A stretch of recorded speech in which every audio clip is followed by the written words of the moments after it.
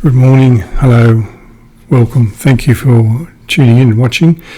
It's Monday the 25th of August when I made this video. It's just taken me a day or two to process it before posting it.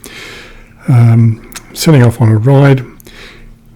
If my memory serves me correctly, it's about 6:15 in the morning, obviously, and I'm just heading out to a place where I'm going to start my morning run. So for context, I'm going to ride out from Goulburn about 6 or 7 k's from my home to Mountain Ash Road, which is off the Windelma Road, which is off the Braidwood Road. You'll see all that as I'm going along. The idea of parking the bike there, and then I took a run for about an hour, and then I came back and rode home. So you're going to see the same scenery going out, in other words what you're seeing now, and then you'll see the same scenery coming back in, only obviously from the opposite direction. Being as it's 25th of August, it's almost September, which means that in Australia, September, October, November are considered to be the 3 months of spring. So we're almost in spring, although in Goulburn we tend to think that spring weather and the warmer weather doesn't usually get to us until about the long weekend in October, which would be almost another month and a bit away. But this morning when I went out, it was a cool morning but not unpleasantly cold, and when I went for my run I started out with a light jacket on, and as I mentioned in the running video that I made and posted, you have to think about your clothing when you go out running, because you go out and you think, well, it's a bit chilly, so I'll put a jacket on. And I was running with a chest camera on to record what I was doing, and I got heated, as you'd expect, and then I need to get the jacket off, but trying to wriggle around and get it off while I had the chest camera on was a bit difficult.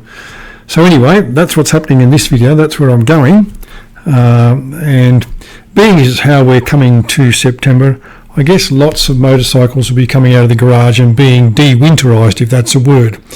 I suspect there are places where it's just physically too cold to ride a motorcycle in winter, so the motorcycle goes in the garage and is winterised, put on the trickle charger or something or other, and sat there for 3 or 4 months, and maybe the engine gets turned over once in a while to keep all the seals moist and make sure the oil's flowing and so forth, but you don't do much riding. But now that the warmer weather's coming, I see more motorcycles out on the road when I'm out riding, and even when I'm out just running or walking, I see more motorcycles around. So it's a good time to start thinking about what to do when motorcycle riding season starts again.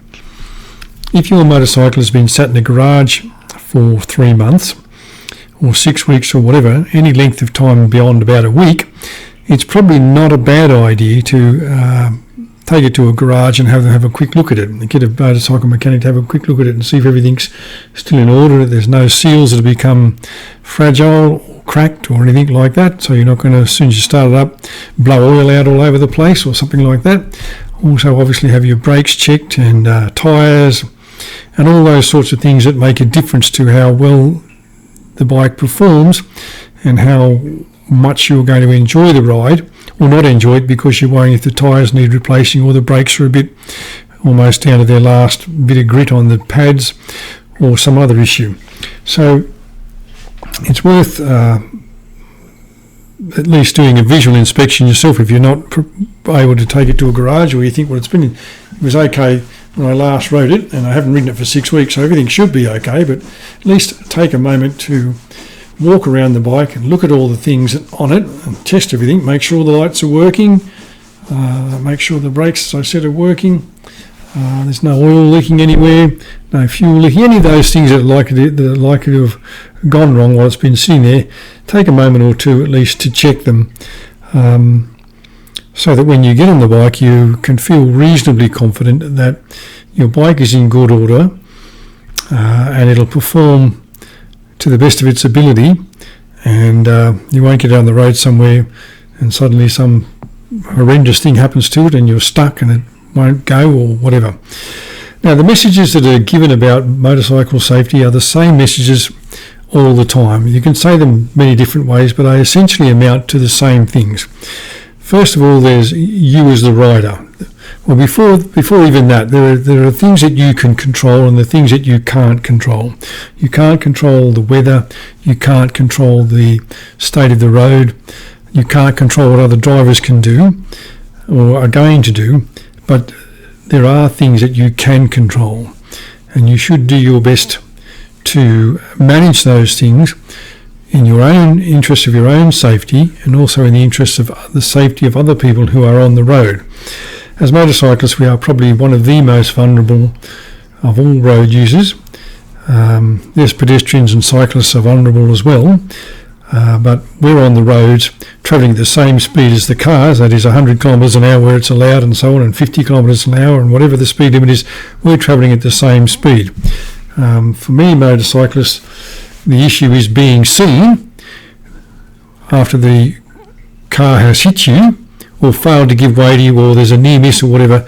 You can be almost certain that when the guy gets out of the car, the first thing he's going to say is, "Sorry, I didn't see you, mate." So being seen is the biggest issue. Yes, as I said, pedestrians and cyclists are vulnerable as well, and being seen is an issue for them, but they're generally not travelling at the same speed as the cars that are on the road, and there is no assumption by car drivers that, oh, well, it's a runner, or it's a pedestrian, or it's a cyclist, or whatever, they'll be okay. There seems to be an assumption with motorcycles that drivers the rider of a motorcycle is somehow in control of some sort of machine that's doesn't require the same degree of control. I think that's the word I'm thinking of. As a car. What I mean by that is that you'll be driving along, you'll have the right of way, but a car will zip out in front of you and think, well, it's a motorcyclist, he'll be able to slow down easily. There'll be no problem, he'll be able to slow down easily. As if it's like riding a push bike, you just squeeze the brake and put your foot against the tyre at the back and the bike will stop quickly. You're driving a motorcycle that's travelling at 100 kilometres an hour and needs a fair distance to stop, and you've got to work things like the transmission and the clutch and the front and rear brakes and so on, so that all that's doing all those things are doing their job, working together. You're keeping the bike upright, but you're still stopping. And if if a person in the car suddenly jumps out in front of you, without giving way to you when you have the right of way, then that can be quite disconcerting. So the first issue, I guess, for the motorcyclist is being seen. That starts with the clothing that you wear, from what you put on your head. Black helmets are very popular, but they're hard to see at night, obviously, as is any colour helmet. But in the daytime, and even in the evenings when it's getting to dusk and it's a bit gloomy, black helmets and black motorcycles are hard to see. So the all blacked out craze makes you difficult to be seen. All black clothing also makes it difficult for you to be seen. So bright reflective clothing, your protective gear, if it has bright reflective patches on it or reflective strips or piping on it somewhere, is going to give you a better chance of being seen by other road users, that is drivers of cars, truck drivers, or anybody else who happens to be out there on the road. So being seen is really important. Motorcycles these days mostly have permanently lit headlights, and you want that because you want the people that are coming the other way, and even the people who are in front of you, to realise, well, there's a motorcycle behind me. I know because there's a headlight on and it's attracting my attention, and that's what you want it to do. So you want to be seen. You want to make sure that the clothing that you're wearing, not only is it protective, not only is it hard wearing and going to protect you when you've got the padding and the armour and the shoulders and the elbows and so on, but also that it is sufficiently bright in colour and has reflective piping to attract the eye of the motorist and for it to register with the motorist that there's a motorcyclist there. The next thing is being in a position on the road where you can be seen. So if you're on a multi-lane highway, 2 or 3 lanes or a motorway or something like that, then pick your lane and pick your position in the lane. If you're on a single lane road like this, there's no option about picking your lane. You just got to be on your side of the divide, the strip down the middle of the road. But pick your position relative to the car in front of you so that the driver of the car in front of you can see you.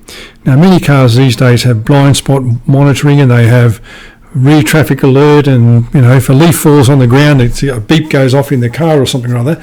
But you as a motorcyclist need to be in a position so that you can be confident that the driver can see you.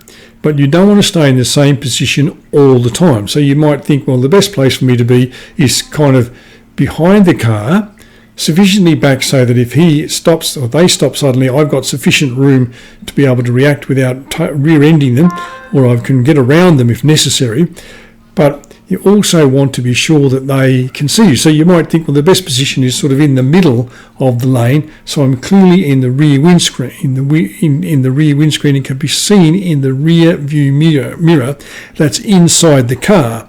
Now, the problem with that is that some cars these days have very poor visibility through the rear view mirror that's inside the car.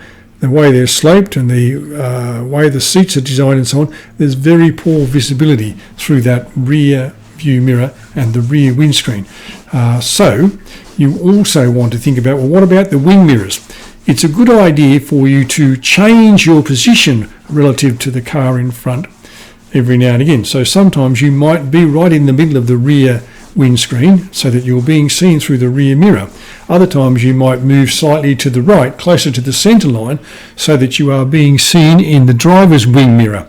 Other times you might move slightly to the left so that you are being seen in the passenger's wing mirror, because the good driver should be checking all three mirrors on a regular basis. So when they're looking at the road, they should be looking at the right-hand mirror, the rear view mirror, the left-hand mirror, and in each of those events, each of those checks of the mirrors, they should be able to see you. If you change your position a little bit, it means that the driver has registered, oh, well, that bloke was on the bike before, and what's he doing? He was right in the middle of the lane, now he's over on the right-hand side.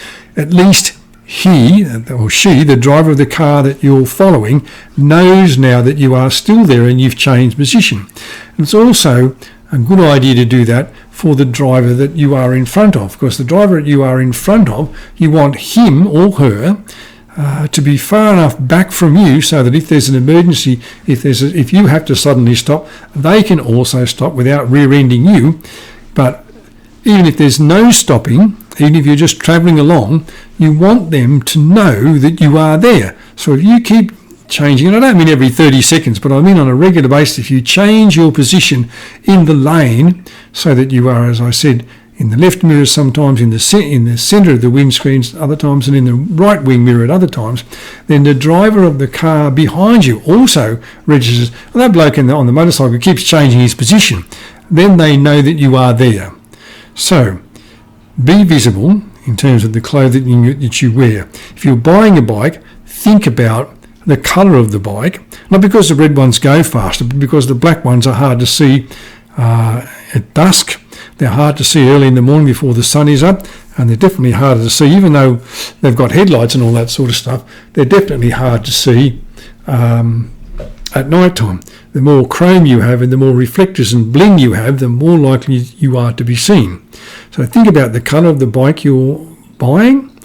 If you've already bought it, you can't do much about it, but then think about the clothing that you're wearing. Make sure it's bright and reflective, and it has, if it's black, at least it has some reflective piping on it, and if possible, find a bit of reflective tape or something to put on your helmet. And then think about the position that you occupy in the lane that you're in, so that the vehicles in front of you and the vehicles behind you are always aware that you are there. Signal in plenty of time that you're going to change lanes, or you're going to turn off to the right or the left, or whatever it is that you're going to do, so that the drivers of vehicles behind you have sufficient time to react and adjust their speed, and you've got sufficient time and space to move from where you are in the lane to where you want to be, without there being a sudden stomping of the brake from somebody, or a beeping of a horn, or of the one finger salute because somebody's had to react quickly because you haven't given enough notice or they haven't been paying enough attention. Always ride to the conditions. When it's not bright and sunny, then you might need to adjust your speed a little bit. You might need to ride a little bit slower. When it's dark, make sure your lights are on and they're working. Use the high beam when you need to, but remember that if you're on high beam and there are vehicles coming towards you, it's going to be dazzling the eyes of that driver and therefore make it harder for them to concentrate on the road. So use your dimmer switch when you need to. Ride to the road conditions. On a multi-lane highway, you can obviously drive much faster than you can on a single lane road like we were just riding on. Take note of speed limit signs and obey them at all times. Happy riding. I hope I see you out somewhere. Thank you for watching. If you have a comment, leave it in the appropriate place, and when I become aware of it, I will respond to it. Thanks for watching. Enjoy your ride, and I'll catch you in the next video.